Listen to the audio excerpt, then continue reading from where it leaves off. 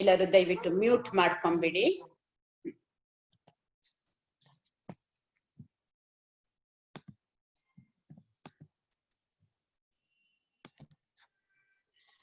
ಎಲ್ರಿಗೂ ನಮಸ್ಕಾರ. ಇವತ್ತು ನಮ್ದು 4th ಕ್ಲಾಸ್ ಆಗ್ತಾ ಇರೋದು. ಇವತ್ತಿನಿಂದ ನಾವು ನ್ಯೂರೋ ಸೈನ್ಸ್ ಕಾನ್ಸೆಪ್ಟ್ಸ್ಗೆ ಇನ್ನು ಆಳವಾಗಿ ಹೋಗ್ತೀವಿ. ಇದ್ರವರೆಗೂ ನಾವು ಮಾಡಿದ್ದು ಇಂಟ್ರೊಡಕ್ಷನ್ ಅಷ್ಟೇ. ಸೊ ಇವತ್ತಿನಿಂದ ಬಹಳಷ್ಟು ಹೊಸ ವಿಚಾರಗಳು, ಆಮೇಲೆ ನ್ಯೂರೋ ಸೈನ್ಸ್ ಕಾನ್ಸೆಪ್ಟ್ಸ್ ಅನ್ನ ತಿಳ್ಕೊಳ್ಳೋದಿಕ್ಕೆ ಇವತ್ತಿನಿಂದ ಶುರು ಮಾಡ್ತೀವಿ. So one of the crucial things ಏನು ಅಂತಂದ್ರೆ, ಇವತ್ತಿನಿಂದ ಎಸ್ಪೆಷಲಿ ನಾನು ಇವಾಗ ಏನೇ ಮಾತಾಡಬಹುದು. ಇವತ್ತು ಫಾರ್ ಎಕ್ಸಾಂಪಲ್ ಮೆದುಳು ಅಥವಾ ಮನಸ್ಸಿನ ಬಗ್ಗೆ ಜಾಸ್ತಿ ತಿಳಿಸ್ಕೊಡ್ತೀನಿ.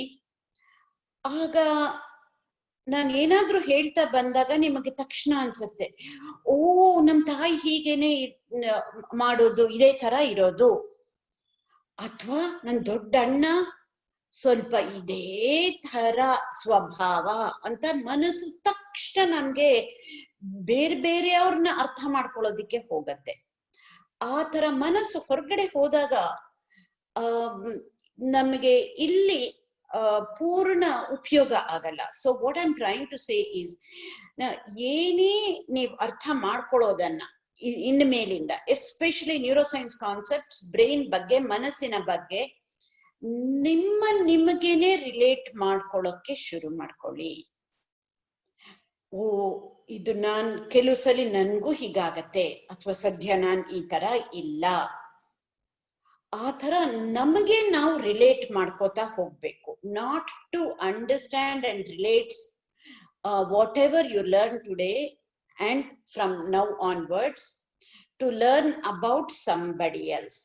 ಇದನ್ನ ನಿಮಗಾಗಿ ಜಸ್ಟ್ ಗೋ ಇನ್ವರ್ಡ್. ಇದು ತುಂಬಾ ಮುಖ್ಯವಾದ ಒಂದು ಸಂಗತಿ. ಇದನ್ನ ನಾನು ಹೇಳಿ ಶುರು ಮಾಡ್ತೀನಿ.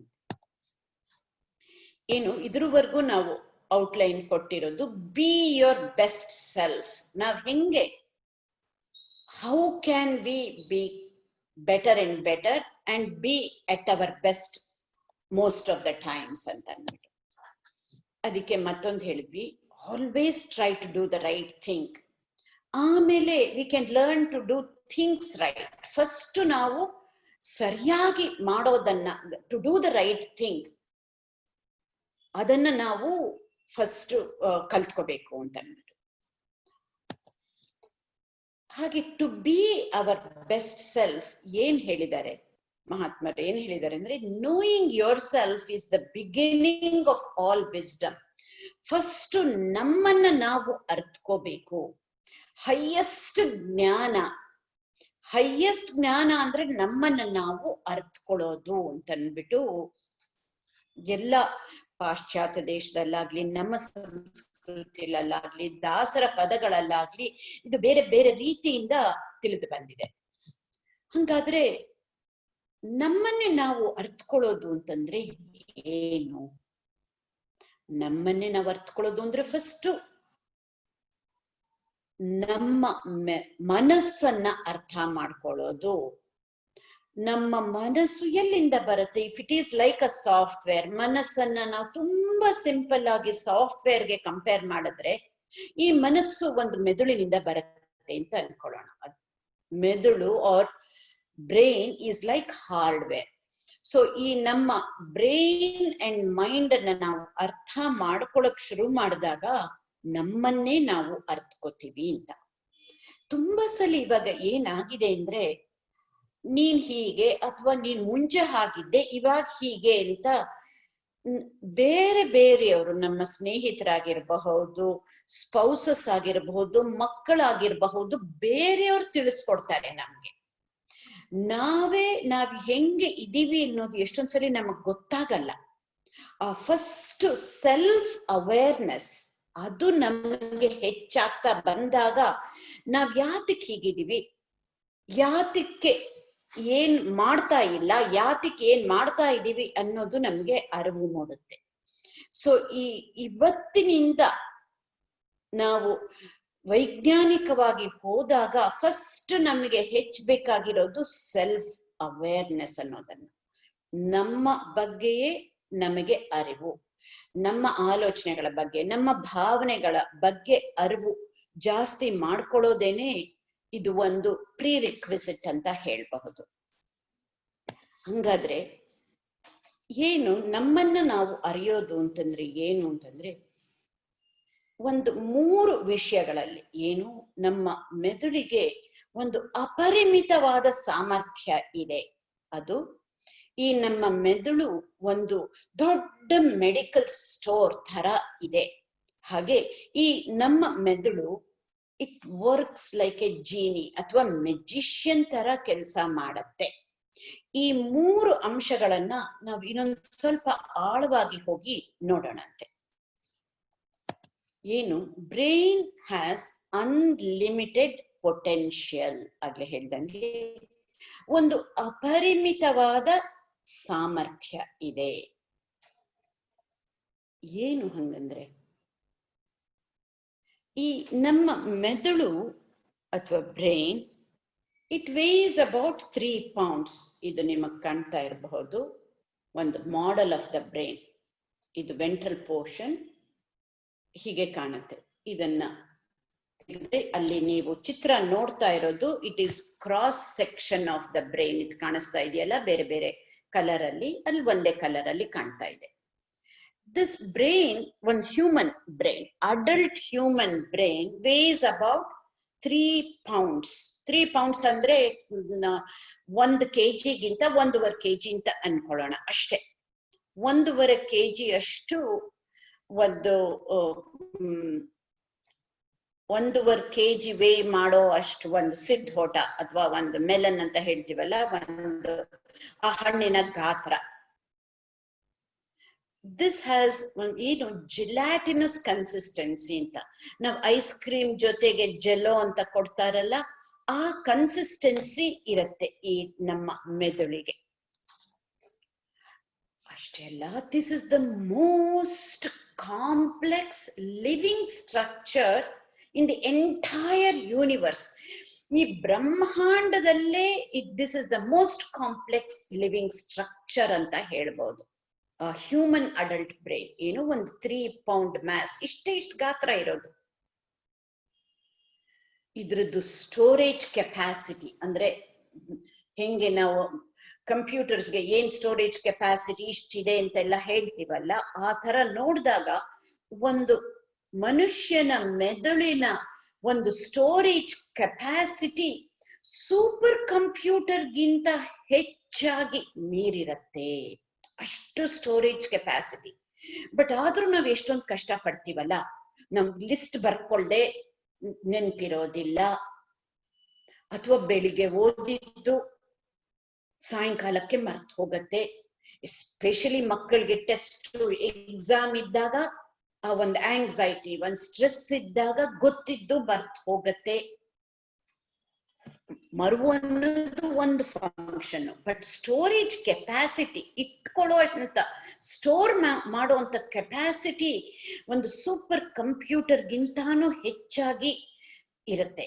Memory is only extracting that storage capacity. ಹಾಗೆ ಈ ಒಂದು ಸೂಪರ್ ಸ್ಟ್ರಕ್ಚರ್ ಏನೇನೆಲ್ಲ ಮಾಡೋದಿಕ್ಕೆ ಸಾಧ್ಯ ಅಂತ ನೋಡಿದಾಗ it is truly mind boggling ಅಂತ ಹೇಳ್ತಾರಲ್ಲ, ನಮ್ಗೆ ಅರ್ಥ ಆಗೋಷ್ಟು ನಮ್ಗೆ ಸಾಮರ್ಥ್ಯ ಇಲ್ಲ, ಅಷ್ಟೊಂದು ಕೆಪಾಸಿಟಿ ಇದೆ ಈ ಒಂದು ಸೂಪರ್ ಸ್ಟ್ರಕ್ಚರ್ ಈ ಮೆದುಳಿಗೆ.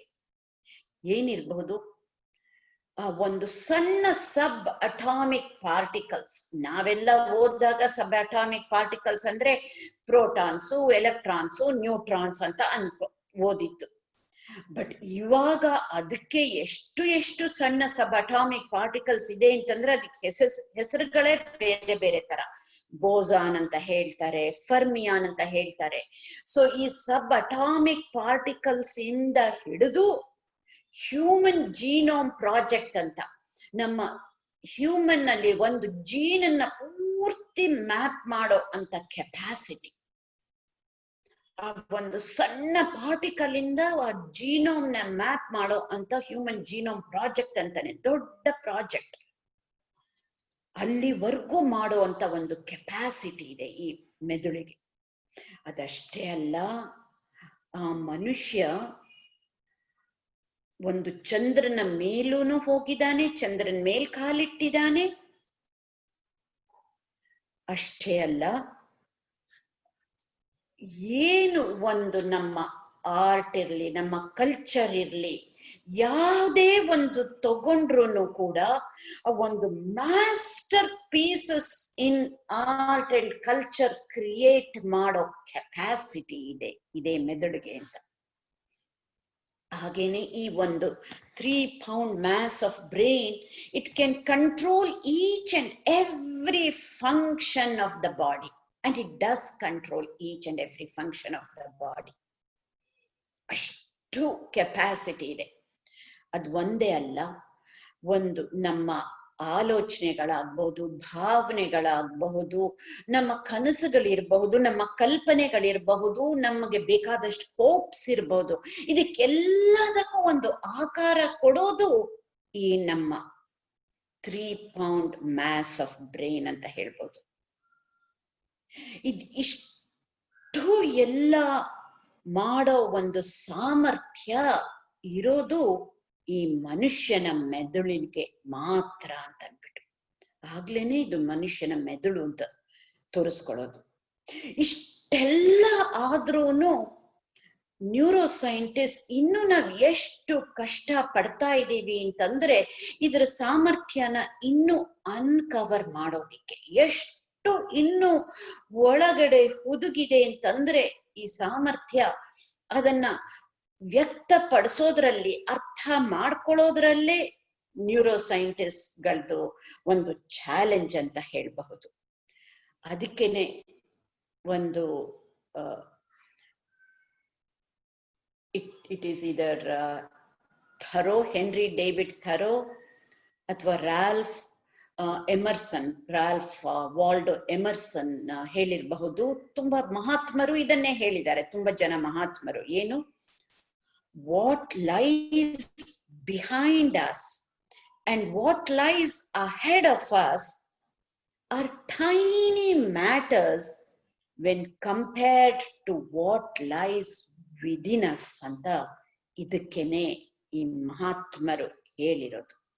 ನಾನು ಇಷ್ಟೆಲ್ಲ ಒಂದು ವಿವರವಾಗಿ ಹೇಳಿದ್ರೂ ಇನ್ನು ಈ ಮೆದುಳಿನ ಸಾಮರ್ಥ್ಯ ಅರ್ಥ ಮಾಡ್ಕೊಳ್ಳೋದು ಬಹಳಷ್ಟು ಕಷ್ಟ. ಅದಕ್ಕೆ ಒಂದು ಸಿಂಪಲ್ ಮ್ಯಾಥಮ್ಯಾಟಿಕಲ್ ಎಕ್ಸ್ಪ್ರೆಷನ್ ಇಂದ ಇದೇ ನಾನು ಇಷ್ಟು ವಿವರವಾಗಿ ಹೇಳಿರೋ ಒಂದು ವಿವರಣೆನ ಒಂದು ಮ್ಯಾಥಮ್ಯಾಟಿಕಲ್ ಎಕ್ಸ್ಪ್ರೆಷನ್ ಆಗಿ ಅರ್ಥ ಮಾಡ್ಕೊಂಡ್ರೆ ಸುಲಭ ಅಂತ ಅನ್ಸತ್ತೆ. ಹಂಗಂದ್ರೆ ಏನು, ಈ ಮೆದುಳಲ್ಲಿ ಬೇರೆ ಬೇರೆ ಬೇರೆ ತರ ಸೆಲ್ಸ್ಗಳು ಇದೆ. One type of brain cells is called neurons ಅಂತ ಅಂದ್ಬಿಟ್ಟು. ನಿಮ್ಮ ಹೈಸ್ಕೂಲ್ ಡೇಸ್ಗೆ ಕರ್ಕೊಂಡು ಹೋಗ್ತೀನಿ, ಇದನ್ನ ನ್ಯೂರಾನ್ಸ್ ಅಂತ ಹೇಳಿರೋದನ್ನ ಕೇಳಿದ್ದೀರ. ಈ ನಮ್ಮ ಅಡಲ್ಟ್ ಹ್ಯೂಮನ್ ಬ್ರೈನ್ ಅಲ್ಲಿ ಎಷ್ಟು ನ್ಯೂರಾನ್ಸ್ ಇದೆ ಅಂತ ಹೇಳಿದ್ರೆ ಅದನ್ನ ಬೇರೆ ರೀತಿನಲ್ಲಿ ನೋಡೋಣ. ಸುಮ್ನೆ ಇಷ್ಟು ನಂಬರ್ ಅಂತ ಹೇಳೋ ಬದಲು, ಅಂಡ್ ಲೆಟ್ಸ್ ಅಸ್ಯೂಮ್ ನಾನು ಈ ಕ್ಷಣದಿಂದ ಎಷ್ಟು ನ್ಯೂರಾನ್ಸ್ ಇದೆ ಅಂತ ಒಂದು ಎಣಸಕ್ಕೆ ಶುರು ಮಾಡಿದ್ರೆ 1, 2, 3 ಅಂತ ಎಣಿಸೋದಿಕ್ಕೆ, 1 ನ್ಯೂರಾನ್ ಎಣಿಸೋದಿಕ್ಕೆ 1 ಸೆಕೆಂಡ್ ತಗೊಂಡ್ರೆ, 10 ನ್ಯೂರಾನ್ ಎಣಿಸೋದಿಕ್ಕೆ 10 ಸೆಕೆಂಡ್ ತಗೊಂಡ್ರೆ, ನಮ್ಮಲ್ಲಿರೋ ಎಲ್ಲ ನ್ಯೂರಾನ್ಸ್ ಅನ್ನು ಎಣಿಸೋದಕ್ಕೆ 3000 ವರ್ಷಕ್ಕೂ ಹೆಚ್ಚಾಗಿ ಬೇಕಾಗತ್ತೆ ಅಂತ ವಿಜ್ಞಾನಿಗಳು ಹೇಳ್ತಾರೆ. ನೋಡಿ, ನಾನು ನ್ಯೂರೋ ಸೈಂಟಿಸ್ಟ್ ಆಗಿ ಇದನ್ನ ಹೇಳ್ದೆ ಹೋದ್ರೆ ನಿಮ್ಗೆ ಅದನ್ನ ಊಹೆ ಮಾಡ್ಕೊಳ್ಳೋಕ್ಕೂ ನಂಬೋದಕ್ಕೂ ಅಷ್ಟು ಕಷ್ಟ ಆಗತ್ತೆ. ಇದು ನಾನು ಹೇಳ್ತಾ ಇರೋದು ಸಿಂಗಲ್ ನ್ಯೂರಾನ್ಸ್ ಬಗ್ಗೆ, ಇಂಡಿವಿಜುವಲ್ ನ್ಯೂರಾನ್ಸ್ ಬಗ್ಗೆ. ಈ ಒಂದೊಂದು ನ್ಯೂರಾನ್ ಕೂಡ ಹತ್ರ ಇರೋ ಬೇರೆ ನ್ಯೂರಾನ್ ನಲ್ಲಿ ಇರಬಹುದು, ದೂರ ಇರೋ ನ್ಯೂರಾನ್ಗಳಲ್ಲಿ ಇರಬಹುದು. It keeps communicating with other neurons inside the brain. ಕೆಲವು ಭಾಗಗಳಲ್ಲಿ neurons, each neuron can connect up to 40,000 other neurons. ಈ ಸ್ಟ್ರಕ್ಚರ್, ಮೇಲ್ಮೆದುಳಿನ ಸ್ಟ್ರಕ್ಚರ್ ಅಲ್ಲಿ each neuron can connect up to 40,000 other neurons ಅಂತ. ಅದೇ ಮತ್ತೆ ಬೇರೆ ಕೆಲವು ರೀಜನ್ಸ್ ಆಫ್ ದ ಬ್ರೈನ್ ಅಲ್ಲಿ, ಈ ಒಳಗಡೆ ಇರೋ ಕೆಳ ಮೆದುಳಿನ region of the brain ಅಲ್ಲಿ each neuron can connect up to 100,000 other neurons. ಒಂದೊಂದು ನ್ಯೂರಾನ್ ಕೂಡ 1,00,000 ನ್ಯೂರಾನ್ ಜೊತೆ ಕನೆಕ್ಟ್ ಮಾಡೋ ಸಾಧ್ಯತೆಗಳು ಇದೆ ಅಂತ ಅಂದ್ಬಿಟ್ಟು ನೋಡಿ. ವಿಜ್ಞಾನದಲ್ಲಿ ಹೇಳುತ್ತೆ ಅದು ಈ ತರ ಕನೆಕ್ಷನ್ಸ್ ಆಗ್ಲಿ, ಇಷ್ಟು ನಂಬರ್ ಆಫ್ ಸೆಲ್ಸ್ ನಮಗೆ ಬೇಡದೆ ಹೋಗಿದ್ರೆ ಖಂಡಿತ ಇರ್ತಾ ಇರ್ಲಿಲ್ಲ. ಇಷ್ಟೊಂದು ನಮ್ಮಲ್ಲಿ ಈ ನ್ಯೂರಾನ್ಸ್ ಇರೋದೇ ಒಂದು ರೀಸನ್ಗೆ. And what is that? ಇದನ್ನ ಒಂದು ಪದದಲ್ಲಿ ಹೇಳ್ತೀನಿ. ಇನ್ನು ಮುಂದೆ ಈ ಒಂದು ಇಷ್ಟು ಸಾಮರ್ಥ್ಯ ಯಾತಕ್ಕೆ ಇರೋದು ಅಂತ ಪದೇ ಪದೇ ನೀವು ಇದನ್ನ ನೆನ್ಪಿಟ್ಕೊಳ್ತಾ ಇರ್ಬೇಕಾಗತ್ತೆ. ಒಂದೇ ಒಂದು ಪದ, ಏನದು? ನಾವು ಆಸ್ ಹ್ಯೂಮನ್ ಬೀಯಿಂಗ್ಸ್ ಇವಾಲ್ವ್ ಆಗಕ್ಕೆ, ಮನುಷ್ಯನಾಗಿ ವಿಕಸನ ಹೊಂದೋದಿಕ್ಕೆ ಇಷ್ಟೊಂದು ನಮ್ಮಲ್ಲಿ ಸಾಮರ್ಥ್ಯ ಇದೆ ಅಂತ ಇದನ್ನ ಹೇಳ್ತಾ ಇರುವಾಗ ಒಂದು ಭಾಗವತದ ಒಂದು ಶ್ಲೋಕ ನೆನಪಿಗೆ ಬರುತ್ತೆ. ಏನ್ ಹೇಳುತ್ತೆ? ಬ್ರಹ್ಮಾವಲೋಕಧೀಶನಂ ಅಂತ ಪಾರ್ಟ್ ಆಫ್ ದ ಶ್ಲೋಕ. ಏನ್ ಹಂಗಂದ್ರೆ, ನಮ್ಮಲ್ಲಿ ಇರೋ ಒಂದು ಸಾಮರ್ಥ್ಯನ ಅರ್ಥ ಮಾಡ್ಕೊಳ್ಳೋದಿಕ್ಕೆ, ನಮ್ಮಲ್ಲಿ ಆ ದಿವ್ಯತೆ ಅಡಗಿದೆ ಅಂತ ಸ್ವಾಮಿ ವಿವೇಕಾನಂದರು ಹೇಳ್ತಾರಲ್ಲ, we are all divine beings ಅಂತ. ಆ divinity is within us, hidden within us. To manifest the divinity is the whole reason for our very existence ಅಂತ ಹೇಳ್ತಾರಲ್ಲ ವಿವೇಕಾನಂದರು. ಅದನ್ನೇ ಹೇಳೋದು ಬ್ರಹ್ಮಾವಲೋಕಧೀಶನ. ಆ ಒಂದು ಕೆಪಾಸಿಟಿ ಇರೋದು ಮನುಷ್ಯನಿಗೆ ಮಾತ್ರ ಅಂತ ಭಾಗವತದಲ್ಲಿ ಹೇಳುತ್ತೆ. ಆ ಸೆರಿಬ್ರಲ್ ಸಿಸ್ಟಮ್ ಡೆವಲಪ್ ಆಗಿರೋದು ನಮ್ಮಲ್ಲಿ ಈ ದಿವ್ಯತೆ ಇದೆ ಅನ್ನೋದನ್ನ ಅರ್ಥ ಮಾಡ್ಕೊಂಡು ಅದನ್ನ ವ್ಯಕ್ತಪಡಿಸೋದಿಕ್ಕೆ ಆ ಒಂದು ಸಾಮರ್ಥ್ಯ ಇರೋದು ಮನುಷ್ಯನಲ್ಲಿ ಮಾತ್ರ ಅಂತ. ಅದನ್ನೇ ನಾವು ಸೈಂಟಿಫಿಕ್ ಆಗಿ ವಿಕಸನ ಹೊಂದೋದು ಅಂತ ಹೇಳ್ತೀವಿ. To evolve is the goal of our life, whether we know it or not, and only humans have this capability ಅಂತ ತಿಳಿಸೋದಿಕ್ಕೆ ಈ ಅನ್ಲಿಮಿಟೆಡ್ ಪೊಟೆನ್ಷಿಯಲ್ ಅನ್ನೋದು. ಇದನ್ನ ನಾವು ಹೇಗೆ ಅಷ್ಟು ಒಂದು ಮಹತ್ತರವಾದದನ್ನ ಕೆಳಗಡೆ ಇಳಿಸೋಣ. ನಮ್ಮ ದಿನನಿತ್ಯ ಜೀವನದಲ್ಲಿ ಈ ಒಂದು ಇನ್ಫಾರ್ಮೇಶನ್ನ, ಈ ಒಂದು ನಾಲೆಡ್ಜ್ ಅನ್ನ ಹೆಂಗೆ ಉಪಯೋಗಿಸೋದು? rather than to blame on external circumstances, rather than to blame on somebody else, let us own it. ನಾವೇ ಆ ಒಂದು ಓನಸ್, ರೆಸ್ಪಾನ್ಸಿಬಿಲಿಟಿನ ನಾವು ತಗೊಳ್ಳೋಣ.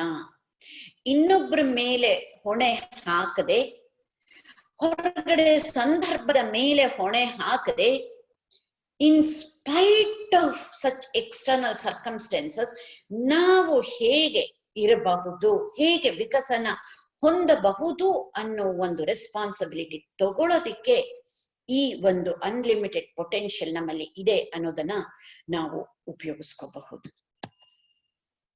ಹಾಗೆ ಈ ಯಾವಾಗಾದ್ರೂ ವೆನ್ ವಿ ಫೀಲ್ ಲೋ, ಇದ್ ನನ್ ಕೈಲಿ ಆಗಲ್ಲ ಅಂತ ಒಂದು ಎಲ್ಲಾರ್ಗೂ ಸಾಮಾನ್ಯವಾಗಿ ಕೆಲವು ಸಲ ಅನ್ಸೋ ವಿಚಾರಗಳು ಬಂದಾಗ, ಆ ಟೈಮಲ್ಲಿ ಇಲ್ಲ ನನ್ನಲ್ಲಿ ಆ ಸಾಮರ್ಥ್ಯ ಇದೆ, ನಾನು ಇದನ್ನ ಮೀರಿ ಬರ್ತೀನಿ ಅಂತ ಹೇಳೋದಕ್ಕೆ, ನಮ್ಮನ್ನ ನಾವೇ ಮೋಟಿವೇಟ್ ಮಾಡ್ಕೊಳಕ್ಕೆ, ನಮ್ಮನ್ನೇ ನಾವು ಇನ್ಸ್ಪೈರ್ ಮಾಡ್ಕೊಳಕ್ಕೆ, ನಮ್ಮ ಮನಸ್ಸನ್ನ ನಾವೇ ಟ್ರೈನ್ ಮಾಡ್ಕೊಳ್ಳೋದಕ್ಕೆ ಹಾಗೂ ವಿಕಸನ ಹೊಂದೋದಕ್ಕೆ, ಆಗ್ಲೇ ಹೇಳಿದ್ದಂಗೆ ಈ ಒಂದು ಅಂಶನ, ಈ ಒಂದು ಜ್ಞಾನನ ನೆನ್ಪಿಟ್ಕೊಳ್ಳೋಕೆ ತುಂಬಾ ಹೆಲ್ಪ್ ಆಗತ್ತೆ ಅಂತ.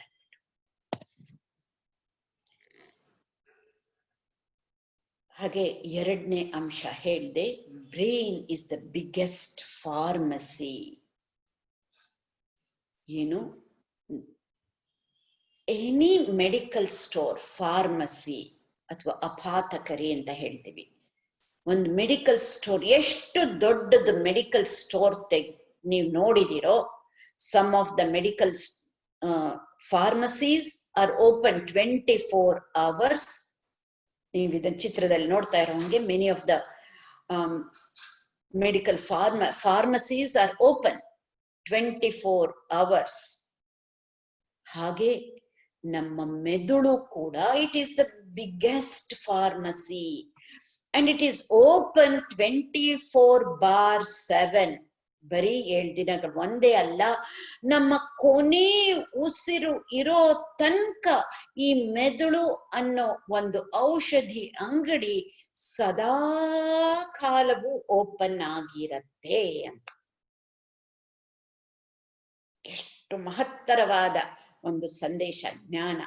ಮತ್ತೆ ಅದನ್ನ ನಾವು ನೋಡೋಣ. ಕೆಳಗಡೆ ಇಳಿದು ನಮಗೆ ಹೆಂಗೆ ಈ ಒಂದು ವಿಷಯ ಉಪಯೋಗಕ್ಕೆ ತಗೊಳ್ಬಹುದು, ಹೆಂಗೆ ಇದನ್ನ ಉಪಯೋಗಿಸ್ಕೋಬಹುದು ಅಂತ. ಇದನ್ನು ಕೂಡ ನಮ್ಮ ಮೋಟಿವೇಶನ್ಗೆ, ಟ್ರೈನಿಂಗ್ಗೆ, ಮೈಂಡ್ ಟ್ರೈನಿಂಗ್ಗೆ ಉಪಯೋಗಿಸ್ಕೊಂಡು ಅಷ್ಟೇ ಅಲ್ಲ, ನಮಗೆ ಸ್ಟ್ರೆಸ್ ಆದಾಗ ಸ್ಟ್ರೆಸ್ ಕೆಮಿಕಲ್ಸ್ ರಿಲೀಸ್ ಆಗತ್ತೆ. ಹಿಂದೆನೂ ಹೇಳಿದೀನಿ, ಒಂದೊಂದು ಆಲೋಚನೆ ಬಂದಾಗ್ಲೂ, ಒಂದೊಂದು ಭಾವನೆ ಬಂದಾಗ್ಲೂ ನಮ್ಮ ಮೆದುಳಿನಲ್ಲಿ ಒಂದು ಕೆಮಿಕಲ್ ರಿಲೀಸ್ ಆಗತ್ತೆ ಅಂತ. ಅದರಿಂದಾನೇ ಈ ನಮ್ಮ ಮೆದುಳು ಒಂದು ದೊಡ್ಡ ಔಷಧಿ ಅಂಗಡಿ ಅಂತ ಹೇಳಬಹುದು. ಈ ಒಂದೊಂದು ಆಲೋಚನೆಗಳು, ಭಾವನೆಗಳು ಮೂಡಿದಾಗ ಕೆಮಿಕಲ್ಸ್ ರಿಲೀಸ್ ಆಗತ್ತಲ್ಲ, ಹಾಗೆ ಸ್ಟ್ರೆಸ್ಫುಲ್ ಥಾಟ್ಸ್ ಬಂದಾಗ ಸ್ಟ್ರೆಸ್ ಕೆಮಿಕಲ್ಸ್ ರಿಲೀಸ್ ಆಗತ್ತೆ. ಸೊ ಆಗ ನಮಗೆ ನೆನಪು ಮಾಡಿಕೊಂಡು ಆ ಸ್ಟ್ರೆಸ್ ಇಂದ ಆಚೆ ಬರೋದಿಕ್ಕೆ ನಮ್ಗೆ ಏನೇನು ದೇಹದಲ್ಲಿ ಪರಿಣಾಮ ಬೀರುತ್ತೋ ಸ್ಟ್ರೆಸ್ ಇಂದ ನಮಗ್ ತಕ್ಷಣ ಗೊತ್ತಾಗತ್ತೆ. ಆಗ ನನ್ನ ಸ್ಟ್ರೆಸ್ ಕೆಮಿಕಲ್ಸ್ ರಿಲೀಸ್ ಆಗ್ತಾ ಇದೆ, I have to use my brain to release chemicals that will help me. ಯಾಕೆಂದ್ರೆ ಸ್ಟ್ರೆಸ್ ಕೆಮಿಕಲ್ಸ್ ಹರ್ಟ್ ಆಗತ್ತೆ ತುಂಬಾ ಸಲಿ. ಸೊ ಅದನ್ನ ಯಾವ ಕೆಮಿಕಲ್ಸ್ ನಾನು ರಿಲೀಸ್ ಮಾಡ್ಕೊಳ್ಬಹುದು, ನನ್ಗೆ ಹೆಲ್ಪ್ ಆಗೋ ಹಂಗೆ ಅಂತ ಆ ಒಂದು ಅಂಶನ ನಾವು ನೆನಪು ಮಾಡ್ಕೊಳ್ಳೋಕೆ ಈ brain is the biggest medical store ಅಂತ ನಾವು ಅನ್ಕೋಬಹುದು. ಹಾಗೆ ನಮ್ಗೆ ಕೋಪ ಬಂದಾಗ, ಹಿಂದೆ ನಾವು ತುಂಬಾ ಪ್ರಶ್ನೆಗಳು ಬಂದಿತ್ತು, ಕೋಪ ತುಂಬಾ ಸಾಮಾನ್ಯವಾಗಿ ಬರುತ್ತೆ, ಹೇಗೆ ಥಟ್ ಅಂತ ಬರುತ್ತೆ, ಹೇಗೆ ನಾವು ಮೀರಬಹುದು ಅಂತ. ಆ ಕೋಪ ಬಂದಾಗ್ಲೂ ಆ ಕ್ಷಣ ನಮ್ದು ಮೆದುಳು ಆಗೇನಾಗತ್ತೆ, anger leads to release of chemicals which are unfavourable for us. ಅಂದ್ರೆ ನಮ್ಗ ಆ ಆಂಗರ್ ಕೆಮಿಕಲ್ಸ್ ಇಂದ ಉಪಯೋಗ ಆಗೋದಿಲ್ಲ. In fact it hurts us. ಅದರಿಂದ ನಮ್ಗೆ ಕಷ್ಟ ಆಗೋದೇ ಜಾಸ್ತಿ. ಅಂತ ಕೆಮಿಕಲ್ಸ್ ಬಂದಾಗ, ರಿಲೀಸ್ ಆದಾಗ ಬಿಕಾಸ್ ಆಫ್ ಆಂಗರ್ ಅಥವಾ ಎನಿ ನೆಗೆಟಿವ್ ಫೀಲಿಂಗ್, ನಾವು ನೆನ್ಪಿಟ್ಕೊಂಡು ಆಗ positive emotions, positive feelings, positive ಥಾಟ್ಸ್ಗೆ ಕನ್ವರ್ಟ್ ಮಾಡೋದಿಕ್ಕೆ ಈ ಒಂದು ಅಂಶ ನಮ್ಮ ಬ್ರೈನ್ ಅಲ್ಲೇನೆ ನಮ್ಮಲ್ಲಿ ಆ ಸಾಮರ್ಥ್ಯ ಇದೆ. This is a medical store, it has good chemicals also and I am able to release those good chemicals ಅಂತ ಹೇಳ್ಕೊಳ್ಳೋದಿಕ್ಕೆ ಈ ಒಂದು ಅಂಶ ಹೆಲ್ಪ್ ಆಗತ್ತೆ. ಹಾಗೇನೆ ನಮ್ಮ ಮೆದುಳು, ಮೂರನೇ ಅಂಶ, it is waiting for us to command. ನಾವ್ ಏನ್ ಕೇಳಿದ್ರೆ ಈ ನಮ್ಮ ಮೆದುಳು ನಮಗೆ ಕೊಡೋದಿಕ್ಕೆ ರೆಡಿಯಾಗಿದೆ. ಅದಕ್ಕೆ ನಾನು ಆಗ್ಲೇ ಹೇಳಿದ್ದು, this brain works like A magician ಅಂತ. ಅದಕ್ಕೆ ಅಲ್ಲಿ ಅಲಾವುದ್ದೀನನ ಮಾಯಾ ದೀಪ ಪಿಕ್ಚರ್ ಇರೋದು. ಅಲ್ಲಿ ಏನಾಗುತ್ತೆ ಕಥೆನಲ್ಲಿ, ಆ ದೀಪನ ಉಜ್ಜಿದ್ರೆ ಒಂದು ಮಾಂತ್ರಿಕ ಬಂದು ಏನ್ ಬೇಕು ಕೇಳಿ ನಾನು ಕೊಡ್ತೀನಿ ಅಂತ ಹೇಳ್ತಾನೆ.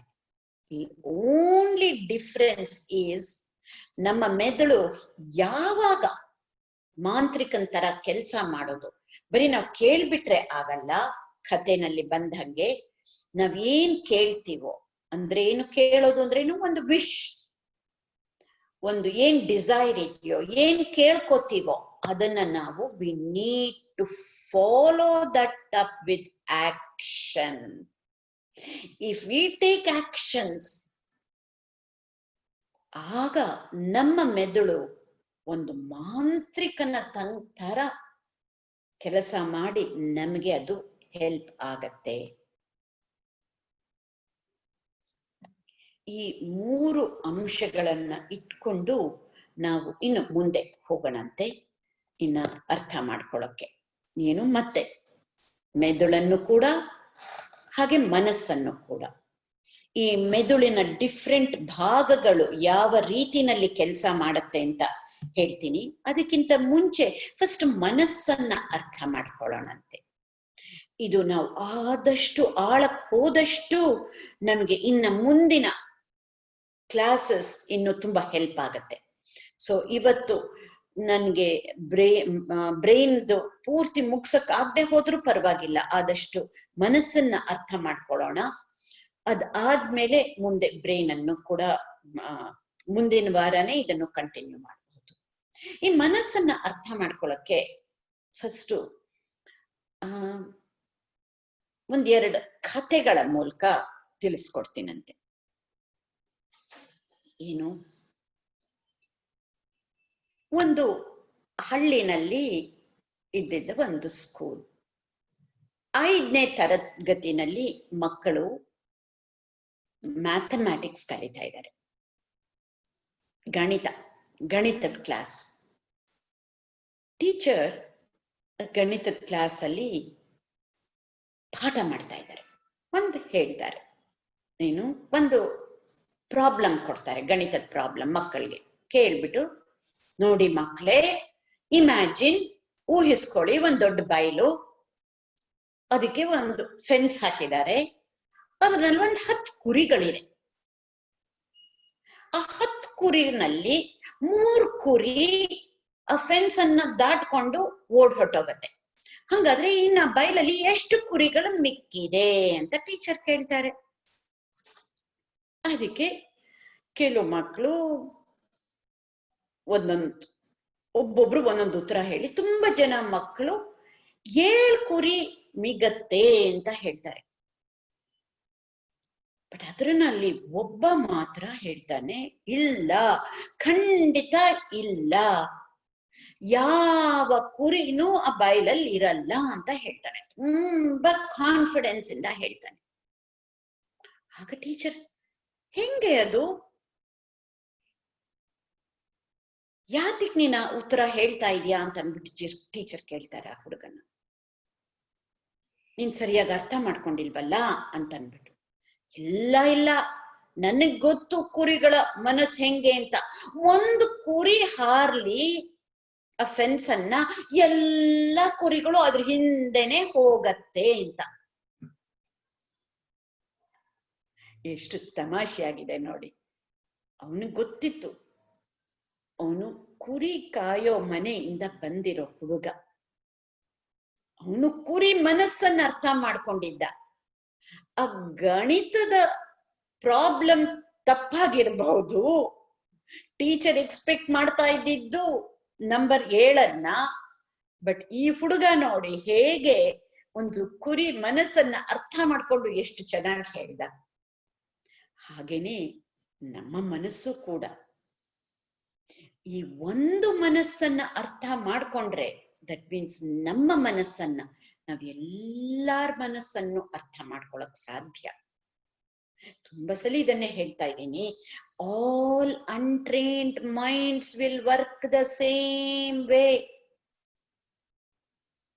ನಾವು ಮನಸ್ಸನ್ನ ನಾವು ಗೆಲ್ದೆ ಹೋಗಿದ್ರೆ ಎಲ್ಲಾರ ಮನಸ್ಸು ಒಂದೇ ತರ ಕೆಲಸ ಮಾಡೋದು. ಏನು, ನಮ್ಮ ಟ್ರಿಗರ್ಸ್ ಅಥವಾ ಬೇರೆ ಹೊರಗಡೆಯಿಂದ ಒಬ್ರಿಗೆ ಅತ್ತೆಯಿಂದ ಕಷ್ಟ ಇರಬಹುದು, ಇನ್ನೊಬ್ರಿಗೆ ಬಾಸ್ ಇಂದ ಕಷ್ಟ ಇರಬಹುದು, ಇನ್ನ ಕೆಲವ್ರಿಗೆ ಮಗನಿಂದ ಇರಬಹುದು, ಇನ್ನ ಕೆಲವ್ರಿಗೆ ಸೊಸೆಯಿಂದ ಇರಬಹುದು, ಕೆಲವ್ರಿಗೆ ಹೆಂಡತಿಯಿಂದಾನೇ ಕಷ್ಟ ಇರಬಹುದು. Those external triggers are different. But ನಮ್ಮ ಮನಸ್ಸು ಹೇಗೆ ರಿಯಾಕ್ಟ್ ಮಾಡತ್ತೆ, all untrained minds will react the same way. ಅದನ್ನ ಹೆಂಗೆ ವ್ಯಕ್ತಪಡಿಸೋದು ಬೇರೆ ಬೇರೆ ಇರಬಹುದು, ಅಷ್ಟೇ difference. So all untrained minds work the same way. ಅದೇ ರೀತಿನಲ್ಲಿ ನೋಡಿ, all trained minds also work the same way. ನಾವು ಮನಸ್ಸನ್ನ ಅರ್ಥ ಮಾಡಿಕೊಂಡು ನಾವು ಈ ಮನಸ್ಸನ್ನ ಗೆದ್ದಿದ್ರೆ ಎಲ್ಲಾ ಟ್ರೈನ್ಡ್ ಮೈಂಡ್ಸ್ ಒಂದೇ ತರ ವರ್ಕ್ ಆಗತ್ತೆ ಅಂತ ಈ ಕತೆ ಅಷ್ಟು ಚೆನ್ನಾಗಿ ತೋರಿಸ್ಕೊಡುತ್ತೆ. ಹಾಗೇನೆ ನಾವು ಯೋಚನೆ ಮಾಡಿರ್ತೀವೋ ಇಲ್ವೋ, two things are very closest to all of us. ಅದೇನು? ಒಂದು ನಮ್ಮ ಒಂದು ಬ್ರೆತ್, ಉಸಿರಾಡುವಿಕೆ, ನಮ್ಮ ಬ್ರೀದಿಂಗ್, ಮತ್ತೆ ಇನ್ನೊಂದು ನಮ್ಮ ಮನಸ್ಸು ಅಂತ ಅನ್ಬೋದು, ನಮ್ಮ ಆಲೋಚನೆನ ದೊಡ್ಡದಾಗಿ ಮಾಡಿ ಮನಸ್ಸು ಅಂತ ಹೇಳೋಣ. ಇದೆರಡಕ್ಕೂ, ನಮ್ಮ ಬ್ರೀದಿಂಗ್ಗೂ ಮನಸ್ಸಿಗೂ ತುಂಬಾ ಕಾಮನ್ ಇದೆ. ಏನದು? The main thing that is common between our breath and our mind or our thoughts, the most common thing, the most important thing that is common between the two is its automaticity ಅಂತ. ಏನಂಗಂದ್ರೆ ಉಸಿರಾಡುವಿಕೆನೂ ಅಷ್ಟೇ, ಮನಸ್ಸಿನ ಆಲೋಚನೆಗಳು ಅಷ್ಟೇ automatic ಆಗಿ ನಡ್ಕೊಂಡು ಹೋಗ್ತಾ ಇರುತ್ತೆ most of the times, at least ಮನಸ್ಸಿನ. ಹಾಗೆ ಉಸಿರಾಡುವಿಕೆನೂ ಅಷ್ಟೇ. ನಾವು ಯೋಗದಿಂದ ಕಲ್ತಿದ್ರೆ ಪ್ರಾಣಾಯಾಮ ಆಗ್ಲಿ, ಬ್ರೆತ್ ಕಂಟ್ರೋಲ್ ಆಗ್ಲಿ, ಡೀಪ್ ಬ್ರೀದಿಂಗ್ ಆದ್ರೆ ಅದು ಒಂದನ್ನ ಬಿಟ್ಬಿಡೋಣ. ಇಲ್ಲದೆ ಹೋದ್ರೆ ಉಸಿರಾಡೋದು ಅದ್ರ ಪಾಡ್ಗ ಆಗ್ತಾ ಇರತ್ತೆ. ಹಾಗೆ ಹಿಂದೆ ಹೇಳ್ದಂಗೆ ಒಂದು 75 to 80% ಆಫ್ ದ ಟೈಮ್ಸ್ ನಾವು ಆಟೋಮ್ಯಾಟಿಕ್ ಆಗಿ ನಮ್ಮ ಮನಸ್ಸು ಕೆಲಸ ಮಾಡ್ತಾ ಇರತ್ತೆ. This is the common thing between our breath and our mind. ಅದನ್ನೇ ಇನ್ನೊಂದು ತಮಾಷೆಯಾಗಿರೋ ಇನ್ನೊಂದು ಕಥೆನಲ್ಲಿ ಹೇಳಿ ನಾನು ವೈಜ್ಞಾನಿಕವಾಗಿ ಏನು ಅನ್ನೋದನ್ನ ಮನಸ್ಸನ್ನ ತಿಳಿಸ್ಕೊಡ್ತೀನಿ. ಒಂದು ಊರಲ್ಲಿ ಒಂದು ಆಶ್ರಮದಲ್ಲಿ ಒಬ್ರು ಗುರುಗಳಿದ್ರು. ಗುರುಗಳು ಅಂತಂದ್ರೆ ಶಿಷ್ಯರು ಇರ್ತಾರಲ್ಲ, ಗುರುಗಳಿಗೆ ತುಂಬಾ ಜನ ಶಿಷ್ಯರು ಇದ್ರು. ಪ್ರತಿದಿನ ಗುರುಗಳು ಒಂದೇ ಟೈಮ್ಗೆ ಪೂಜೆ ಮಾಡೋದಿಕ್ಕೆ ಕೂತ್ಕೋತಾ ಇದ್ರು.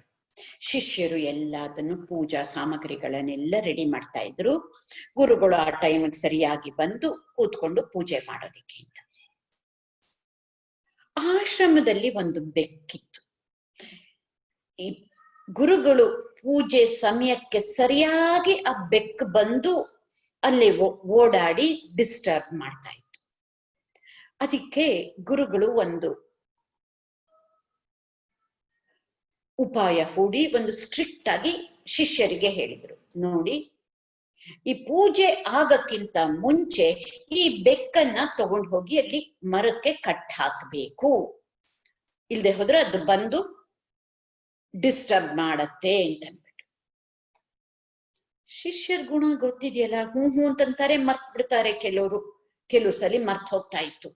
ತುಂಬಾ ಸ್ಟ್ರಿಕ್ಟ್ ಆಗಿ ಮತ್ತೆ ಗುರುಗಳು ಹೇಳಿದ್ರು, ಇದನ್ ಮಾತ್ರ ಮಾಡ್ಬೇಕು, ಇಲ್ಲೇ ಹೋದ್ರೆ ಮತ್ತೆ ತೊಂದರೆ ಆಗತ್ತೆ ಅಂತ. ಸೊ 1-2-3 ಸಲ ಹೇಳಾದ್ಮೇಲೆ ಶಿಷ್ಯರಿಗೆ ಗಮನ ಬಂತು. ಅದನ್ನ ತುಂಬಾ ಶ್ರದ್ಧೆಯಿಂದ ಪೂಜೆಗೆ ಸಮಯಕ್ಕೆ ಮುಂಚೆ ಆ ಬೆಕ್ಕನ್ನ ತಗೊಂಡು ಹೋಗಿ ಮರಕ್ಕೆ ಕಟ್ತಾ ಇದ್ರು. ಪೂಜೆ ಆದ ತಕ್ಷಣ ಅದನ್ನ ಕಟ್ಟಿದ್ದನ್ನ ಬಿಡಿಸ್ತಾ ಇದ್ರು. ಹೀಗೆ ವರ್ಷಾನ್ಗಟ್ಲೆ ನಡೀತು. ಒಂದಿನ ಆ ಗುರುಗಳು ದೇಹತ್ಯಾಗ ಆಯ್ತು. ಗುರುಗಳ ದೇಹತ್ಯಾಗ ಆಯ್ತು. ಆಶ್ರಮ ಆದ್ರಿಂದ ಮತ್ತೊಬ್ರು ಗುರುಗಳು, ಪಕ್ಕದೂರಿಂದ ಗುರುಗಳು ಬಂದು ಈ ಆಶ್ರಮಕ್ಕೆ ಬಂದ್ರು. ಆ ಗುರುಗಳು ಬಂದಿದ್ದವ್ರ ಜೊತೆ ಬೇರೆ ಶಿಷ್ಯರುನು, ಹೊಸ ಶಿಷ್ಯರುನು ಬಂದ್ರು. ಅಲ್ಲಿ ಬಂದಾಗ ಇಲ್ಲಿ ಹೆಂಗೆ ಪದ್ಧತಿಗಳಿತ್ತೋ ಅದೇ ತರ ನಡ್ಕೊಂಡು ಹೋಗ್ಬೇಕಲ್ಲ. ಸೊ ಗುರುಗಳು, ಈ ಹೊಸ ಗುರುಗಳು ಹೇಳಿದ್ರು ಹಳೆ ಶಿಷ್ಯರಿಗೆ, ಈ ನನ್ನ ಶಿಷ್ಯರಿಗೆ ಎಲ್ಲ ಪದ್ಧತಿಗಳು ಇಲ್ಲಿ ಹೆಂಗಾಗ್ತಾ ಇತ್ತೋ ಅದನ್ನೆಲ್ಲಾನು ತೋರಿಸ್ಕೊಡಿ, ಟ್ರೈನ್ ಮಾಡಿ ಅಂತಂದ್ಬಿಟ್ಟು. ಸೊ ಅದೇ ತರ ಈ ಹಳೆ ಶಿಷ್ಯರು ಈ ಹೊಸ ಶಿಷ್ಯರಿಗೆ ಏನೇನ್ ಮಾಡ್ಬೇಕು ಅಂತೆಲ್ಲ ತಿಳಿಸಿ, ನೋಡು ಈ ಪೂಜೆಗೆ ಶುರು ಮಾಡೋಕ್ಕಿಂತ ಮುಂಚೆ ಬೆಕ್ಕನ್ನ ಕಟ್ಟಬೇಕು ಅನ್ನೋದನ್ನು ಕೂಡ ತುಂಬಾ ಸ್ಟ್ರಿಕ್ಟ್ ಆಗಿ ಅವ್ರ ಮನದಟ್ಟಾಗುವ ಹಾಗೆ ಆ ಒಂದು ರೂಲ್ನ ಕೂಡ ತಿಳಿಸ್ಕೊಟ್ರು. ಆಯ್ತು, ಹೊಸ ಶಿಷ್ಯರು ಟುಕ್ ಓವರ್, ಎಲ್ಲ ಚೆನ್ನಾಗಿ ಸಾಮಗ್ರಿಗಳನ್ನೆಲ್ಲ ರೆಡಿ ಮಾಡ್ತಾ ಇದ್ರು. ಹಾಗೆ ಆ ಬೆಕ್ಕನ್ನು ಕೂಡ ಮರಕ್ಕೆ ಕಟ್ ಹಾಕ್ತಾ ಇದ್ರು. ಇನ್ನೊಂದಷ್ಟು ದಿನ ಕಳೀತು. ಒಂದಿನ ಆ ಬೆಕ್ಕು ತೀರ್ ಹೋಯ್ತು. ಆಗ ಏನು ಶಿಷ್ಯರಿಗೆ, ಹೊಸ ಶಿಷ್ಯರಿಗೆ ಬೆಕ್ಕು ತೀರ್ ಹೋಗಿದ್ಯಲ್ಲ, ಏನ್ ಮಾಡೋದು? ಬೆಕ್ಕನ್ನ ಮರ ಕಟ್ ಹಾಕೋ ತನಕ ಪೂಜೆನ ನಡ್ಸಕ್ಕಾಗಲ್ಲ, ಏನ್ ಮಾಡೋದು ಈಗ ಅನ್ನೋದೇ ಚಿಂತೆ. ಸೊ ಅದ್ರಲ್ಲಿ ತುಂಬಾ ಜಾಣ ಅನ್ನಿಸ್ಕೊಂಡಿರೋ ಒಬ್ಬ ಶಿಷ್ಯ, ಆಯ್ತು ಹೋಗೋಣ, ಮತ್ತೆ ಒಂದು ಬೆಕ್ಕನ್ನ ತಂದು ಮರಕ್ಕೆ ಕಟ್ ಹಾಕಿ ಪೂಜೆ ಶುರು ಮಾಡ್ತಾರೆ. ಎಷ್ಟು ಹಾಸ್ಯಾಸ್ಪದವಾಗಿದೆ ನೋಡಿ ಈ ಕಥೆ. ಅಷ್ಟು ನಗು ಬರುತ್ತೆ. ಯಾತಕ್ಕೆ? ನಾವು ಯಾತಕ್ಕೆ ಏನಾದ್ರೂ ಒಂದು ಕೆಲಸ ಮಾಡಬೇಕು ಅಂತ ಗೊತ್ತಾಗಿಲ್ದೆ ಇದ್ದಾಗ, ಅದನ್ನೇ ನಾವು ಇಂಗ್ಲಿಷಲ್ಲಿ ಹೇಳ್ತೀವಲ್ಲ, ಜಸ್ಟ್ ಹೌ ಟು, ನಮ್ಗೆ ಹೆಂಗ್ ಮಾಡ್ಬೇಕು ಅಂತ ಹೇಳ್ಕೊಟ್ಬಿಡಿ ಸಾಕು ಅಂತ ತುಂಬಾ ಜನ ಬರ್ತಾರೆ. ಅವಾಗ ಆಗೋದು ಹೀಗೆ, ಹೌ ಟು ಮಾಡ್ಬೇಕು ಅಂತಂದಾಗ ನಾವೇನೋ ಮಾಡಿರ್ತೀವಿ, ವರ್ಕ್ ಆಗತ್ತೆ, ಅದನ್ನ ಇನ್ನೊಬ್ರಿಗೆ ಹೇಳ್ತೀವಿ, ಅವ್ರೇನೋ ಇನ್ನೇನೋ ತರ ಮಾಡ್ತಾರೆ, ಅದ್ ಆಗೋದಿಲ್ಲ. ಅದ್ ನನ್ಗೆ ಏನು ವರ್ಕ್ ಆಗಲ್ಲ ಅಂತ ಏನೋ ಹೇಳ್ತಾರೆ, ಅಲ್ಲೇ ನಮ್ಗೆ ಅವಾಗ ಡೌಟ್ ಬರುತ್ತೆ, ಓ ಅವ್ರಿಗೆ ವರ್ಕ್ ಆಗ್ಲಿಲ್ವಾ, ಹಂಗಾದ್ರೆ ಹೆಂಗೆ ಅಂತ. ಅದಕ್ಕೆ it is not just about how to do things, why we should do things. ಆ ಹಳೆ ಶಿಷ್ಯರು ಹೊಸ ಶಿಷ್ಯರಿಗೆ ಯಾತಕ್ಕೆ ಬೆಕ್ಕನ್ನ ಮರಕ್ಕೆ ಕಟ್ಟಬೇಕು ಅಂತ ಹೇಳಿದ್ದಿದ್ರೆ ಈ ಒಂದು ಹಾಸ್ಯಾಸ್ಪದವಾಗಿ ಹೊರಗಡೆಯಿಂದ ಬೆಕ್ಕನ್ನು ತಂದು ಮರಕ್ಕೆ ಕಟ್ಟೋ ಒಂದು ಪ್ರಮೇಯ ಇರ್ತಾ ಇರ್ಲಿಲ್ಲ. ಯಾತಕ್ಕೆ ಮಾಡ್ಬೇಕು ಅಂತ ಗೊತ್ತಿಲ್ಲದೆ ಏನ್ ಮಾಡ್ಬೇಕು ಅಂತ ಅಷ್ಟ್ ಮೇಲೆ ಮೇಲೆ ತಿಳ್ಕೊಂಡಾಗ ಇದೇ ರೀತಿ ನಮ್ಮ ಜೀವನದಲ್ಲೂ ಆಗುದು. ಬೇಕಾದಷ್ಟಲ್ಲಿ ಆಗಿದೆ ನಮಗೂ ಕೂಡ. ಈ ಕಥೆನಲ್ಲಿ ಕೇಳಿದಾಗ ಹಾಸ್ಯಾಸ್ಪದವಾಗಿರುತ್ತೆ, ಇನ್ಮೇಲಿಂದ ಆ ತರ ಆದಾಗ ಎನಿಥಿಂಗ್ ನಾವು ಕಲಿಯುವಾಗ ಯಾತಕ್ಕೆ ಅಂತ ಆಳವಾಗಿ ಹೋಗ್ಬೇಕು ಅನ್ನೋದು ಇದೆ ತುಂಬಾ ಇಂಪಾರ್ಟೆಂಟ್.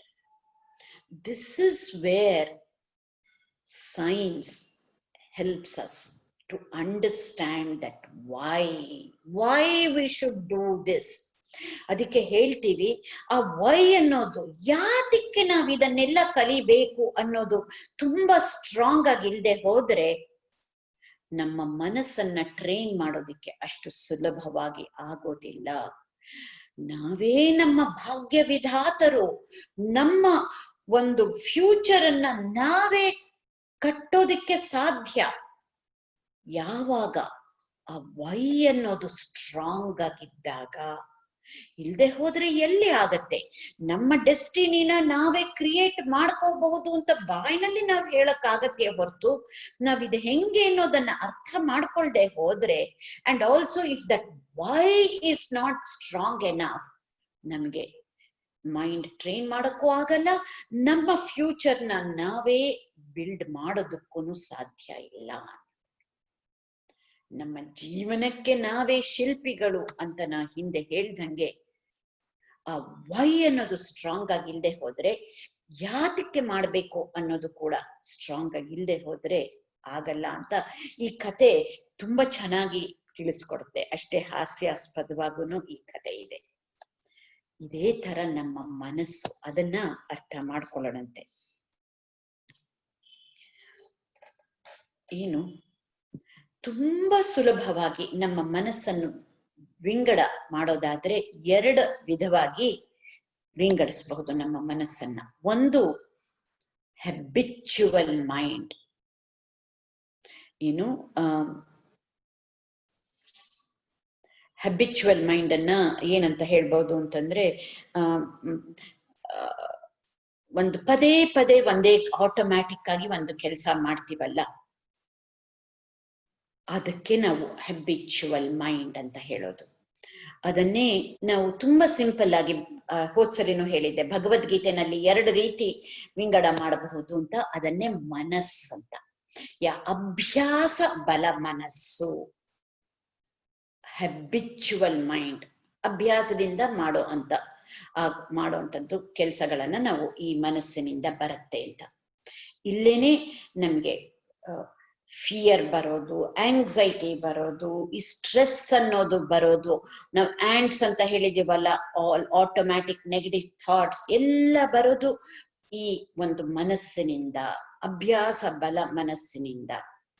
ಅದೇ ಈಗ ಹೇಳಿದ್ವಲ್ಲ, ಆ ಕಥೆನಲ್ಲೂ ಕೂಡ ಏನು ಯಾತಕ್ಕೆ ಅಂತ ಕಲ್ತಿಲ್ಲ, ಸುಮ್ನೆ ಹೌ ಟು ಅಂತ ಕಲ್ತ್ರೆ ಅಭ್ಯಾಸ ಬಲ ಮನಸ್ಸಿನಿಂದ ಅಭ್ಯಾಸ ಮಾಡ್ಕೊಂಡ್ಬಿಡೋದು. ಯಾತಕ್ಕೆ ಅನ್ನೋದು ಗೊತ್ತಿರೋದಿಲ್ಲ, ಆ ಕೆಲಸ ಮಾಡ್ತಾ ಇರೋದು. ಅದು ಆಗಿದ್ದು ಈ ಅಭ್ಯಾಸ ಬಲ ಮನಸ್ಸಿನಿಂದ ಉಪಯೋಗಿಸಿದಾಗ ಆ ತರ ಆಗೋದು ಅಂತ.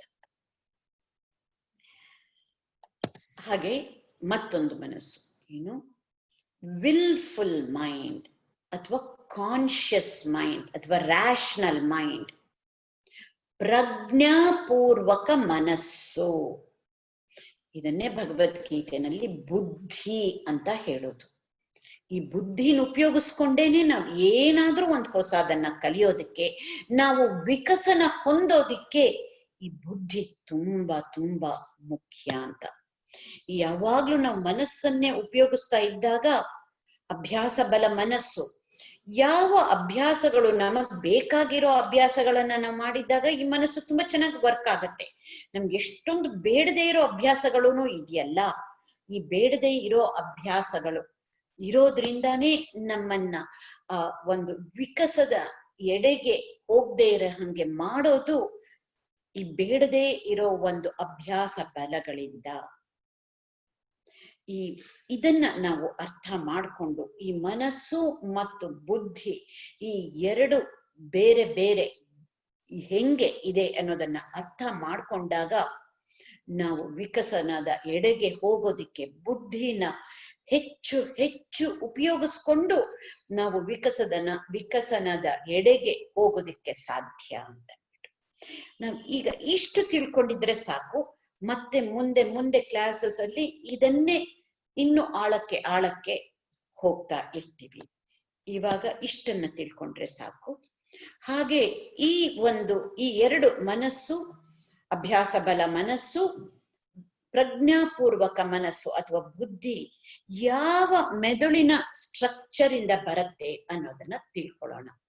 ಹಂಗೆ ಈ ಮೆದುಳು ಅನ್ನೋದನ್ನ ಅಲ್ಲಿ ಅಮೆರಿಕ ದೇಶದಲ್ಲಿ ಮೆಡಿಕಲ್ ಸ್ಕೂಲ್ ಅಲ್ಲಿ ಅದು ಒಂದು ಹೋಲ್ ಸೆಮಿಸ್ಟರ್ ಅಲ್ಲಿ ತಗೊಂಡು ಆಳಕ್ಕೆ ಹೋಗ್ತಾರೆ ಡಾಕ್ಟರ್ಸ್. ನ್ಯೂರೋ ಅನಾಟಮಿ ಅಂತಾನೆ ಒಂದು ಕೋರ್ಸ್ ಇದೆ.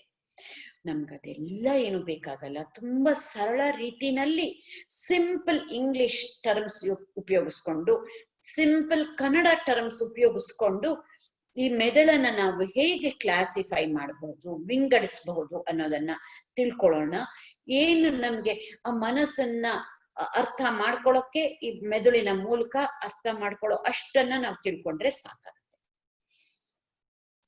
ಈ ಮಾಡೆಲ್ ಅಲ್ಲಿ ಕಾಣಿಸ್ತಾ ಇರೋ ಹಂಗೆ ದಿಸ್ ಸ್ಟ್ರಕ್ಚರ್, ಇದು ನಮ್ಮ ಒಂದು ಸ್ಕಲ್ ಇದೆಯಲ್ಲ, ಆ ಸ್ಕಲ್ ಕೆಳಭಾಗದಲ್ಲಿ ಇರೋದು ಈ ಪಾರ್ಟ್ ಆಫ್ ದ ಬ್ರೈನ್. ಅದನ್ನೇ ನೀವು ಅಲ್ಲಿ ಪಿಕ್ಚರ್ ಅಲ್ಲೂ ಕಾಣ್ತಾ ಇರೋದು ಕ್ರಾಸ್ ಸೆಕ್ಷನ್. ಈ ಪಾರ್ಟ್ ಅನ್ನ ನೀವು ಅಲ್ಲಿ ಕಾಣ್ತಾ ಇದ್ದೀರಾ, ಹೊರಗಡೆ ಭಾಗನ ತೋರಿಸ್ತಾ ಇದ್ದೀನಿ.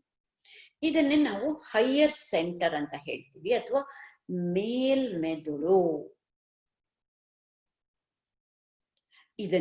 ಇದರಿಂದಾನೇ ನಮ್ಮ ಪ್ರಜ್ಞಾಪೂರ್ವಕ ಮನಸ್ಸು ಬರೋದು ಅಥವಾ ಬುದ್ಧಿ ಅಂತ ಹೇಳ್ತೀವಲ್ಲ, ಸಿಂಪಲ್ ಆಗಿ ಹೇಳ್ತಾ ಇರೋದು.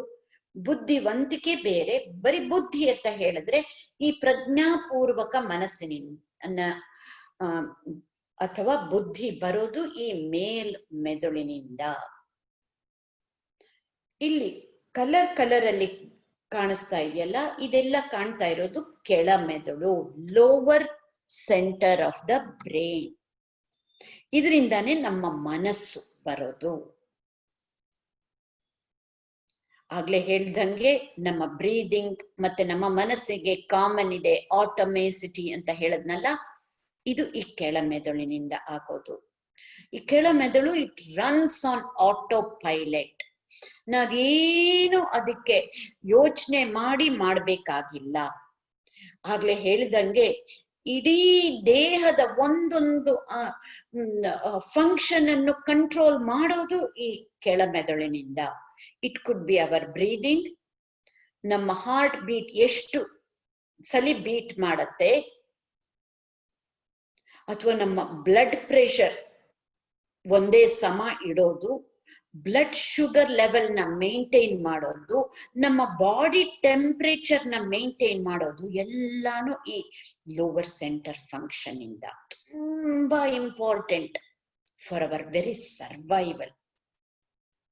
ಬಟ್ ಇದು ತುಂಬಾ ನಾವು ಜಾಸ್ತಿ ಉಪಯೋಗಿಸಿದಾಗ, ವಿಚ್ ಮೀನ್ಸ್ ಆಗ್ಲೇ ಹೇಳ್ದಂಗೆ ತುಂಬಾ ಬೇಡದೆ ಇರೋ ಹ್ಯಾಬಿಟ್ಸ್ ಎಷ್ಟೊಂದು ಇರುತ್ತಲ್ಲ, ಇದೆಲ್ಲ ಈ ಕೆಳ ಮೆದುಳಿನ ಭಾಗದಿಂದ ಹಾರ್ಡ್ ವೈರ್ ಆಗಿರುತ್ತೆ ಅಂತ ಅಂದ್ಬಿಟ್ಟು, ಇದರಿಂದಾನೇ ನಮ್ಗೆ ವಿಕಸನ ಹೊಂದೋದಿಕ್ಕೆ ಪ್ರಿವೆಂಟ್ ಮಾಡೋದು ಅಂತ. ಇದನ್ನ ಇನ್ನೂ ಆಳಕ್ಕೆ ಮತ್ತೆ ಹೋಗ್ತೀವಿ.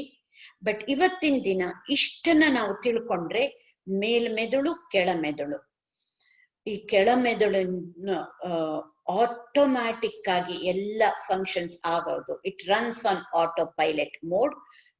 ಇದರಿಂದಾನೇ ಅಭ್ಯಾಸ ಬಲ ಮನಸ್ಸು ಬರೋದು ಅಥವಾ ಮನಸ್ಸು. ಅದೇ ಹೈಯರ್ ಸೆಂಟರ್, ಅದರಿಂದ ಬುದ್ಧಿ ಅಥವಾ ಪ್ರಜ್ಞಾಪೂರ್ವಕ ಮನಸ್ಸು ಬರೋದು. This higher centre of the brain, ಇಲ್ಲಿ ನಿಮ್ಗೆ ಕಾಣ್ತಾ ಇರೋ ಹಾಗೆ ಪಿಕ್ಚರ್ ಅಲ್ಲಿ ಥಿಕ್ಕಾಗಿದೆ. Because this is developed to the utmost degree in humans. ಮನುಷ್ಯನಲ್ಲಿ, ಮಾನವನಲ್ಲಿ ಈ ಹೈಯರ್ ಸೆಂಟರ್ ತುಂಬಾ ಡೆವಲಪ್ ಆಗಿದೆ when compared to our closest four-legged cousins with a tail. ಇಷ್ಟನ್ನ ನಾವು ಇವತ್ತು ಅರ್ಥ ಮಾಡ್ಕೊಂಡ್ರೆ ಸಾಕು. ಈ ಮೇಲ್ ಮೆದುಳಿನ ಫಂಕ್ಷನ್ಸ್ ಏನು, ಅದು ತುಂಬಾ ಜಾಸ್ತಿ ಫಂಕ್ಷನ್ ಆದ್ರೆ ಏನಾಗತ್ತೆ, ಅಥವಾ ನಮ್ಮ ಲೋವರ್ ಸೆಂಟರ್ ಕೆಳ ಮೆದುಳು ಜಾಸ್ತಿ ಕೆಲಸ ಮಾಡಿದ್ರೆ ಏನೇನ್ ತೊಂದರೆಗಳಾಗತ್ತೆ, ನಮ್ಮ ಮೇಲ್ಮೆದುಳು ಕಡಿಮೆ ಫಂಕ್ಷನ್ ಆದ್ರೆ ಏನೇನ್ ತೊಂದರೆಗಳಾಗತ್ತೆ, ಜಾಸ್ತಿ ಕೆಲಸ ಮಾಡಿದ್ರೆ ಏನೇನ್ ಉಪಯೋಗಗಳಾಗತ್ತೆ ಅನ್ನೋದನ್ನ ಮುಂದಿನ ಕ್ಲಾಸ್ ಅಲ್ಲಿ ತಗೊಳ್ಳೋಣ. ಆಗ್ಲೇ ಶ್ವೇತನ್ ಹೇಳೋದಂಗೆ ಇನ್ನೊಂದು 10 ನಿಮಿಷ ಇದೆ. ಈ 10 ನಿಮಿಷದಲ್ಲಿ ಬೇರೆಯವರು ಶೇರ್ ಮಾಡೋದನ್ನ, ಹೋದ್ಸಲಿ ಏನು ಕಲ್ತಿದ್ದಾರೆ ಅನ್ನೋದನ್ನ ನಾವು ಹಂಚ್ಕೊಳ್ಳೋದಿಕ್ಕೆ ಈ ಒಂದು ಸಮಯನ ಉಪಯೋಗಿಸ್ಕೊಂಡು ಬ್ರೈನ್ ಅನ್ನ ಇನ್ನ ಆಳವಾಗಿ ಅರ್ಥಕೊಳ್ಳೋದಿಕ್ಕೆ ಮುಂದಿನ ಕ್ಲಾಸ್ ಅಲ್ಲಿ ಹೋಗೋಣ ಅಂತೆ. Shweta, back to you. ಆಗ್ಬಹುದು ಅಕ್ಕ. ಹಾಗಾದ್ರೆ ಈಗ ಒಬ್ರು ಮಾತಾಡ್ಲಿಕ್ಕೆ ಅವಕಾಶ ಕೊಡೋದಾ? ಖಂಡಿತ.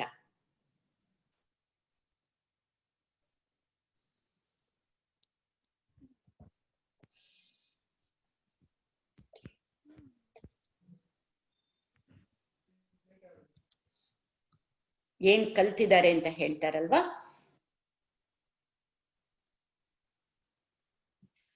ಯಾರಾದ್ರೂ ಮಾತಾಡ್ತಾ ಇದ್ದೀರಾ? ಯಾರು ಮಾತಾಡ್ತಿರೋ ಅವ್ರು ಅನ್ಮ್ಯೂಟ್ ಮಾಡ್ಕೊಳ್ಳಿ. ಇಲ್ಲೇ ಹೋದ್ರೆ ರೇಸ್ ಯುವರ್ ಹ್ಯಾಂಡ್. ನಿಮ್ಗೆ ಆಗದೆ ಹೋದ್ರೆ we will help you. Ma'am, I have a question ma'am. ನಮಸ್ತೆ. ಇವಾಗ 1 ಸೆಕೆಂಡ್, ಕ್ವೆಶ್ಚನ್ ಬೇಡ, ಯಾರೋ ಒಬ್ರು ಹಂಚ್ಕೊಳ್ಳೋದಿಕ್ಕೆ ಕಾಯ್ತಾ ಇದ್ದಾರೆ. ನಿಮ್ಮ ಕ್ವೆಶ್ಚನ್ ನಾವ್ ಇನ್ನೂನು ಆಳಕ್ಕೆ ಹೋಗಿಲ್ಲ. ನಿಮ್ ಕ್ವೆಶ್ಚನ್ ಅನ್ನ ಬರೆದು ಕಳಿಸಿ. ಯಾಕೆಂದ್ರೆ ಸ್ವಲ್ಪ ಅರ್ಥ ಮಾಡ್ಕೊಂಡಾಗ ಕ್ವೆಶ್ಚನ್ಸ್ ಹೇಳಿದ್ರೆ then I have to move forward and then answer ಮಾಡೋ ಹಂಗಾಗತ್ತೆ.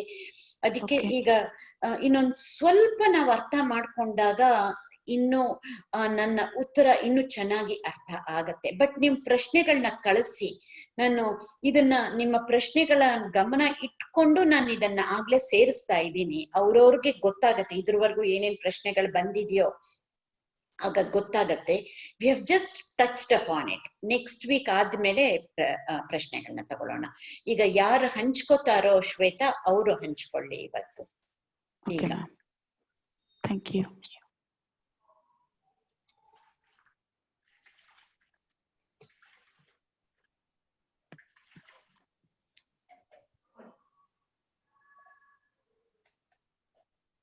ಯಾರಾದ್ರೂ ಹಂಚ್ಕೋತಾರಾ?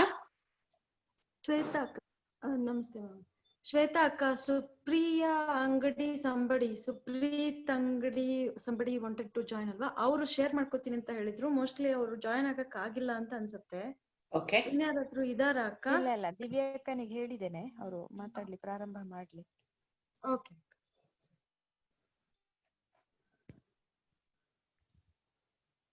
ನಮಸ್ತೆ ಉಷಾಕ. ನಮಸ್ತೆ. ಶ್ವೇತಕ್ಕ ಮತ್ತು ಉಳಿದೆಲ್ಲ ಸಹೋದರರಿಗೂ ನಮಸ್ತೆ. ನಾನು ಮಂಗಳೂರಿಂದ ದಿವ್ಯಾ. ಹೇಳಮ್ಮ ದಿವ್ಯಾ. ಮ್ಯಾಮ್, ಲಾಸ್ಟ್ ಕ್ಲಾಸ್ ಅಲ್ಲಿ ನಾನು ಕೇಳಿರೋ ಪ್ರಕಾರ ನೀವು ಸ್ವಾಮಿ ವಿವೇಕಾನಂದರವರ ಒಂದು ಉಕ್ತಿಯಿಂದ ಸ್ಟಾರ್ಟ್ ಮಾಡಿದ್ರಿ, manifest the divinity within you and everything else will be harmoniously arranged around. ಹೌದು. It's just the realization of the divinity which is present within us. ಅಂದ್ರೆ ನಮ್ಮೊಳಗಿನ ದಿವ್ಯತೆ ಅಥವಾ ನಮ್ಮ ಸರ್ವ ಶಕ್ತತೆ ಏನಿದೆ ಅದನ್ನ ನಾವು ರಿಯಲೈಸ್ ಮಾಡ್ಕೊಳ್ಬೇಕು. Which is a gradual process, doesn't happen within a time frame, but it is a consistent, we have to be persistent on it. ನೀವು fix mind set ಮತ್ತು ನಮ್ಮ ಋಣಾತ್ಮಕ ಧನಾತ್ಮಕ ಮಾನಸಿಕ ಪರಿಸ್ಥಿತಿ ಬಗ್ಗೆ ಮಾತಾಡಿದ್ರಿ. When we have a negative mindset, ನಮ್ಮ ಬೌದ್ಧಿಕ ಕ್ಷಮತೆ ಯಾವ ತರ ಕಮ್ಮಿ ಆಗಿರುತ್ತೆ. ಬಟ್ ಅದನ್ನೇ ನಾವು ಪಾಸಿಟಿವ್ ಆಗಿ ತಕೊಂಡಾಗ we have to think that it is not fixed, it is evolving along with us. We can really achieve, we can. One more thing is learning is important in every step. ಬರುವ ಸವಾಲುಗಳನ್ನ ಯಾವ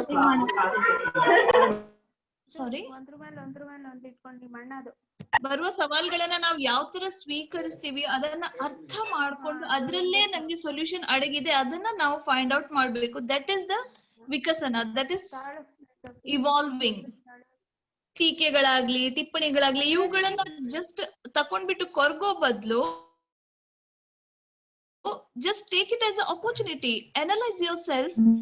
You have that capacity, try how you can come out of it. If it is really applies to you, try to evolve yourself. If doesn't, just leave it. And mainly be happy with the other's success, get inspired genuinely.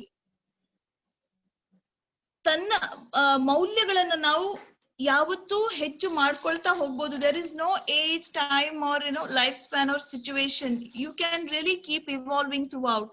And the one more thing you told is how the relations in life are so important. ಯಾವ ತರ ಇವುಗಳನ್ನು ನಾವು balance ಆಗಿ ಇಟ್ಕೊಂಡಾಗ ಯಾವುದೇ ಆರ್ಥಿಕ ಸಮಸ್ಯೆಗಳಾಗ್ಲಿ ಅನಾರೋಗ್ಯ ಇದು ಯಾವುದು ನಮ್ಮನ್ನ ಅಷ್ಟಾಗಿ ಕಾಡುವುದಿಲ್ಲ, because we will be having a moral support always. And next we have to keep questioning ourselves. Keep question yourself. ಈ ಸಂದರ್ಭದಲ್ಲಿ ನಾನು ಸರಿಯಾಗಿ ವ್ಯವಹರಿಸ್ತಾ ಇದ್ದೀನಾ? ಈ ಸಂದರ್ಭ ನನ್ನ ಇವಾಲ್ವ್ಮೆಂಟ್ ವಿಕಸನಕ್ಕೆ ಸೂಕ್ತವಾಗಿ ಇದೆಯಾ? ನಾನು ಇದನ್ನ ಸರಿಯಾಗಿ ಅರ್ಥ ಮಾಡ್ಕೊಂಡಿದ್ದೀನಾ ಈ ಸಿಚುವೇಶನ್ ಅನ್ನ? ಅಲ್ವಾ ನಾನು ಸುಮ್ನೆ ಕಾಂಪ್ರಮೈಸ್ ಆಗ್ತಾ ಇದ್ದೀನಿ ಅಂತ ಅಂದ್ಕೊಳ್ತಾ ಇದ್ದೀನಾ? ಅಲ್ವಾ ನನ್ ಮೈಂಡ್ ಸೆಟ್ ಚೇಂಜ್ ಮಾಡಿ ನೋಡಿದ್ರೆ ನಾನು ಇದನ್ನ ಇನ್ನೊಂದ್ ರೀತಿಯಲ್ಲಿ ಇದ್ರೆ ಇನ್ನೊಂದ್ ಮುಖಾನ ಅರ್ಥ ಮಾಡ್ಕೊಂಡು ನಾನ್ ಯಾವ ತರ ಬದಲಾಗಬಹುದು. ಇನ್ನೊಂದು, don't just react, response to the situation. just react, but respond. See how you can really take the things in and how you can change the things. ಇನ್ನು ಮುಂದೆ ಟ್ರೈನ್ಡ್ ಮೈಂಡ್ ಬಗ್ಗೆ ಹೇಳ್ತಾ ನೀವು ಯಾವ್ದೋ ಒಬ್ಬರ ಪ್ರಶ್ನೆಗೆ ಉತ್ತರಿಸ್ತಾ ನೀವು, when we know that there is a mood change during the period, first accept it. When you have already accepted it, then finding out a solution is not a big issue. Just analyze it, think on it, you will automatically get the solution. You will understand how you have to handle or how you have to take it further. ಮುಂದೆ ಹೇಳ್ತಾ, ನಮ್ಮನ್ನು ನಾವು ಅರಿತುಕೊಳ್ಳುವುದೇ ಜ್ಞಾನ. Self awareness itself is a knowledge which will lead you towards evolving. And training is better than controlling over the mind and emotions, because it's a gradual process. So this is what I really Very good. took from your session, ma'am. Thank you so much. ಅಷ್ಟು precise ಆಗಿ ಸಂಕ್ಷಿಪ್ತವಾಗಿ ಅಷ್ಟು ಚೆನ್ನಾಗಿ ಹೇಳಿದ್ಯಂತೆ ದಿವ್ಯಾ.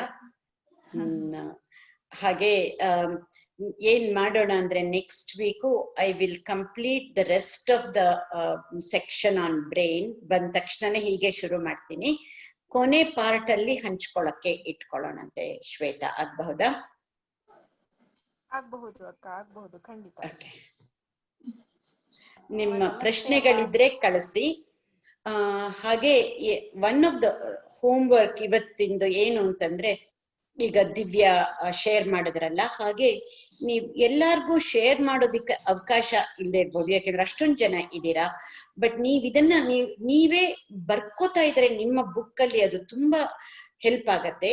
ಆಮೇಲೆ ಇದು ಈ hole course ಮುಗ್ದಾದ್ಮೇಲೆ ನೀವು ಬರ್ದಿದ್ದನ್ನ ಕೆಲವುದಾದ್ರೂ ನಮ್ಮ ಹತ್ರ ಹಂಚ್ಕೊಂಡ್ರೆ ನಮ್ಗೂ ಅವಾಗ ಗೊತ್ತಾಗುತ್ತೆ. ಆಮೇಲೆ maybe we will be able to see what we can do with your, ನೀವ್ ಏನೇನ್ ಕಲ್ತಿದ್ದೀರಾ ಅನ್ನೋದನ್ನ. Maybe it is possible to put it on the website. We will figure out ಏನೇನ್ ಮಾಡಬಹುದು ಅಂತ ಅಂದ್ಬಿಟ್ಟು. ಸೊ ಇವತ್ತಿನಿಂದ ಹೋಮ್ ವರ್ಕ್, ಪ್ರತಿಯೊಬ್ರು ನಿಮ್ಮ ಬುಕ್ಕಿನಲ್ಲಿ ಅವತ್ತಿಂದನ್ನ ಏನು ಕಲ್ತ್ರಿ ಅಂತ ಅಂದ್ಬಿಟ್ಟು ಬರ್ದಿಟ್ಕೊಳ್ಳೋದಿಕ್ಕೆ. It's extremely important. In fact it will take us back to our school days. ಕಲಿತಾ ಇದ್ದಾಗ ನಾವು ಮನೆಗೆ ಹೋಗಿ ಓದೋ ಹಂಗೆ ಆ ತರ ಖುಷಿಯಿಂದ ಮಾಡ್ಕೊಂಡ್ರೆ ನಿಮ್ಗೆ ಅದು ಗೊತ್ತಾಗತ್ತೆ. Over A period of time, ಈಗಾಗ್ಲೇ 1 ತಿಂಗಳಾಯ್ತು, 4 ವಾರದಲ್ಲಿ ನಾವ್ ಎಷ್ಟೊಂದು ಹಂಚ್ಕೊಂಡಿದೀವಿ ಅಂತ. ಪ್ರತಿ ಸಲಿನೂ ಅದ್ ಆಗ್ತಾ ಇದ್ದಾಗ ನಿಮ್ಗೆ ಅದು ಎಷ್ಟು ಮನಸ್ಸೇನೆ ಹೇಳ್ತಾ ಇರೋದು ಇದ್ರವರ್ಗೂನು ಒಂದೊಂದು ಸ್ಟೆಪ್ ಅಲ್ಲಿ ಹೇಗೆ ಆಳವಾಗಿ ತಗೊಂಡ್ ಹೋಗ್ತಾ ಇದೀವಿ ಅಂತ. ಈ ಸ್ಟ್ರಕ್ಚರ್ ಆಫ್ ದ ಬ್ರೈನ್ ಅನ್ನೇ ಇನ್ನು ಆಳಕ್ ತಗೊಂಡ್ ಹೋದಾಗ ಅದ್ರ ಮನಸ್ಸಿಂದು ಅರ್ಥ ಆಗತ್ತಲ್ಲ. You will be both surprised and very happy to learn newer things. So ನೀವು ಇವತ್ತಿನಿಂದ ನಿಮ್ದನ್ನೇ ಬರ್ಕೊಳ್ಳೋದ್ರನ್ನ ಒಂದು ಅಭ್ಯಾಸ ಮಾಡ್ಕೊಳ್ಳಿ ಅನ್ನೋದನ್ನ. That is the homework for everybody. ಆಗ್ಬೋದಲ್ವಾ ಶ್ವೇತಾ? ಆಗ್ಬೋದು ಅಕ್ಕ, ಖಂಡಿತ. ಎಲ್ಲ ಸಹೋದರಿಯರು ಬರ್ಕೊಳ್ತಿದ್ದಾರೆ ಅಂತ ಅನ್ಕೊಳ್ತೀನಿ. ಅದನ್ನ ಯಾರು ಬರ್ಕೊಳ್ತಿಲ್ಲ, ಖಂಡಿತ ಮುಂದಿನ ದಿನಗಳಿಂದ ಖಂಡಿತವಾಗ್ಲೂ ಅದನ್ನ ಅನುಸರಿಸ್ತೀವಕ್ಕ, ಖಂಡಿತವಾಗ್ಲು. ನಾನ್ ನಿಮ್ಗೆ ಕಳ್ಸ್ಕೊಡೋದು ಕೂಡ ಮಾಡ್ತೇವಕ್ಕ. ಯಾರು ನಾವು ಹೇಗೆ ಮಾಡ್ಕೊಂಡಿದ್ದೇವೆ ಅನ್ನೋದನ್ನ ಕೂಡ ಕಳ್ಸ್ಕೊಡ್ತೇವೆ. ಆಗ್ಲಿ ಅಕ್ಕ, ಧನ್ಯವಾದ. ಸುಧಾ ಮಾತಾಡ್ತಾ ಇದ್ದೀನಿ. ಹಲೋ ಸುಧಾ. ಸಾರಿ, ಲೇಟ್ ಟೆಕ್ನಿಕಲ್ ಪ್ರಾಬ್ಲಮ್ ಇತ್ತು, ಲೇಟ್ ಆಗಿ ಜಾಯಿನ್ ಆದೆ. ನನ್ಗೆ ಒಂದು ಶ್ವೇತಾ ಇನ್ನೂ ಒಂದು ಇದು ಮಾಡಬಹುದೇನೋ. ಈಗ 4 ಕ್ಲಾಸ್ ಆಯ್ತಲ್ಲ ಶ್ವೇತಾ, ಆರಂಭದಿಂದಲೂ ಸಿಸ್ಟಮ್ಯಾಟಿಕ್ ಆಗಿ ಅದನ್ನ ಬರಿತಾ ಇದ್ದವ್ರಿದ್ರೆ ಮುಂದಿನ ದಿನಗಳಲ್ಲೂ, ಯಾಕೆಂದ್ರೆ ನಾನ್ ಗ್ರಹಿಸೋ ಹಾಗೆ ಎಷ್ಟೋ ಸಾರಿ ನಮಗೆ ಏನು ಬೇಕೋ ಅದನ್ನ ನಾವು ಬೇಗ ಬೇಗ ತಗೊಳ್ತೀವಿ. ಅಂದ್ರೆ ನಾವು ನಿಂತ ನೆಲೆಯಿಂದ ಒಂದು ವಿಷಯವನ್ನ ಗ್ರಹಿಸೋದಕ್ಕೆ ಶುರು ಮಾಡ್ತೀವಿ. ಅಂದ್ರೆ ಉದಾಹರಣೆಗೆ ನನ್ಗೆ IPR ಅಲ್ಲಿ ಏನೋ ಇಶ್ಯೂಸ್ ಇದ್ರೆ ಆ ವಿಚಾರ ನನಗೆ ತುಂಬಾ ಬೇಗ ಇಷ್ಟ ಆಗುತ್ತೆ. ಅಥವಾ ನನಗೆ ಕಾನ್ಸಂಟ್ರೇಟ್ ಮಾಡಕ್ ಏನೋ ತೊಂದರೆ ಇದೆ ಅಂದ್ರೆ ಆ ವಿಚಾರ ನನಗೆ ಬೇಗ ಇಷ್ಟ ಆಗುತ್ತೆ. ಅಂದ್ರೆ ನಾವು ನಿಂತ ನೆಲೆಯಿಂದ ಒಬ್ಬರ ಮಾತನ್ನ, ಒಂದು ವಿಷಯವನ್ನ ಗ್ರಹಿಸೋದಕ್ಕೆ ಶುರು ಮಾಡ್ತೀವಿ. ಹಾಗಾಗಿ ಹೇಳಿದ ವಿಷಯ ಒಂದೇ ಆದ್ರೂ ಎಷ್ಟೋ ಸಾರಿ ನಾನು ಗ್ರಹಿಸುವ ತೀವ್ರತೆ ಬೇರೆ ಬೇರೆ ಆಗಿರುತ್ತೆ. ಹಾಗಾಗಿ ಪ್ರತಿಯೊಬ್ರು ಕೂಡ ಯಾವ ತೀವ್ರತೆಯಲ್ಲಿ ಗ್ರಹಿಸಿದ್ರು ಅನ್ನೋದು ಕೂಡ ನಮಗ್ ಮುಖ್ಯ ಆಗುತ್ತೆ ಅಂತ. ಅಂದ್ರೆ ಈಗ 4 ಕ್ಲಾಸ್ ಕಲ್ತಿರ್ತಾರಲ್ಲ ಶ್ವೇತಾ, ಅವರು ಯಾವ್ದು ಅವ್ರಿಗೆ ತುಂಬಾ ಇಷ್ಟ ಆಯ್ತು, ಯಾಕೆ ಅದು ಇಷ್ಟ ಆಯ್ತು, ಅದನ್ನು ಒಂದು ಬರೆಯೋ ಹಂಗಾದ್ರೆ ಇನ್ನು ತುಂಬಾ ಚೆನ್ನಾಗಿರುತ್ತೆ ಅಂತ ಅನ್ಸುತ್ತೆ. ಅಂದ್ರೆ ಅವ್ರನ್ನವರೇ ಅರ್ಥ ಮಾಡ್ಕೊಳ್ಳೋ ನಿಟ್ಟಿನಲ್ಲಿ ಇದು ಬಹಳ ಸಹಾಯ ಆಗುತ್ತೆ ಅಂತ ಅನ್ಸುತ್ತೆ ಅಮ್ಮ, ಅಲ್ವಾ ಅಮ್ಮ? ಹೌದು, ತುಂಬಾ ಚೆನ್ನಾಗಿ ಹೇಳಿದ್ರಿ ಅದನ್ನ ಸುಧಾ. ಹೌದು, ನಮ್ಗೆ ಅದ್ ಹಾಗೆ ಅಲ್ಲಮ್ಮ. ಯಾವ್ದು ಬೇಕೋ ಅದಕ್ಕೆ ಹೆಚ್ಚು ಅಟ್ರಾಕ್ಟ್ ಆಗ್ತೀವಲ್ಲ. Correct. ಇಲ್ಲಿ ನಾವು ನಮ್ಮನ್ನ ಇಂಪ್ರೂವ್ ಮಾಡ್ಕೊಳಕ್ಕೆ, ನಾವೇ ನಮ್ಮ ಭಾಗ್ಯ ವಿಧಾತೃತ ಕಂಡುಕೊಳ್ಳಕ್ಕೆ, ಇವಾಲ್ವ್ ಆಗೋ ಒಂದು ಪ್ರೋಸೆಸ್ಸಿಗೆ ಒಳಪಡಕ್ ಬಂದಿರೋದ್ರಿಂದ ನಾವು ಇಲ್ಲಿ ನಮ್ಮನ್ನ ನಾವು ಸುಧಾರಣೆ ದೃಷ್ಟಿಯಿಂದಲೂ ಇದನ್ನ ನೋಡ್ಕೊಳ್ತಾ ಹೋಗ್ತೀವೇನೋ ಅನ್ಸತ್ತೆ ಇಡೀ ಕ್ಲಾಸ್ ಅನ್ನ. ನಿಜ. ನಾವು ಮುಂದೆ ಇನ್ನ ಬೇರೆ ರೀತಿನಲ್ಲಿ ಏನ್ ಪ್ಲಾನ್ ಮಾಡೋದಕ್ಕೂ ಹೆಲ್ಪ್ ಆಗತ್ತೆ ಅವಾಗ. ಹೌದು ಹೌದು ಅಮ್ಮ, ಹೌದು. ಬೇರೆಯವ್ರಿಗಲ್ಲ, ನಮಗೆ ಕನೆಕ್ಟ್ ಮಾಡ್ಕೊಳಕ್ಕೆ ನಮ್ಮ ಜೊತೆಗೆ ಸಹಾಯ ಆಗಬಹುದು ಅಂತ ಅನ್ಸುತ್ತೆ. ಉದಾಹರಣೆಗಳನ್ನು ಕೊಡುವಾಗ ಕೂಡ ಕೆಲವರಿಗೆ ಉದಾಹರಣೆ ಇಷ್ಟ ಆಗೋಗ್ಬಿಡ್ಬಹುದು, ಕಾನ್ಸೆಪ್ಟ್ ಕಿಂತ ಉದಾಹರಣೆನ ಬಹಳ ನೆನ್ಪಿಟ್ಕೊಂಡ್ಬಿಡ್ಬಹುದು, ಹೀಗೆಲ್ಲ ಇರುತ್ತಲ್ಲ. ಹಾಗಾಗಿ ಪ್ರತಿ ಕ್ಲಾಸ್ ಅಲ್ಲಿ ತನ್ಗೆ ಯಾವ್ದು ಇಷ್ಟವಾಯ್ತು ಅನ್ನೋದನ್ನು ಅವರು ಸ್ಪಷ್ಟವಾಗಿ ಬರೀಲಿ ಅಂತ ಅನ್ಸುತ್ತೆ ಅಮ್ಮ. ಹೌದು, ಆಗ್ಬಹುದು ಅಕ್ಕ, ಸುಧಾ ಅಕ್ಕ. ಓಕೆ, ಸಾರಿ ನಾನು ಆರಂಭದಿಂದ ಬರಕ್ ಆಗ್ಲಿಲ್ಲ, ದಯವಿಟ್ಟು ಕ್ಷಮಿಸಬೇಕು. ಒಂದೊಂದ್ಸಲಿ ಆಗತ್ತೆ, ಟೆಕ್ನಿಕಲ್ ಪ್ರಾಬ್ಲಮ್ಸ್. ಏನ್ ತೊಂದ್ರೆ ಇಲ್ಲ. ಓಕೆ ಓಕೆ ಅಮ್ಮ. ಓಕೆ, ನಮಸ್ತೆ ಎಲ್ರಿಗೂ. ನಮಸ್ತೆ, ಮುಂದಿನ ವಾರ ಮತ್ತೆ ಭೇಟಿ ಆಗೋಣ. ನಮಸ್ಕಾರ.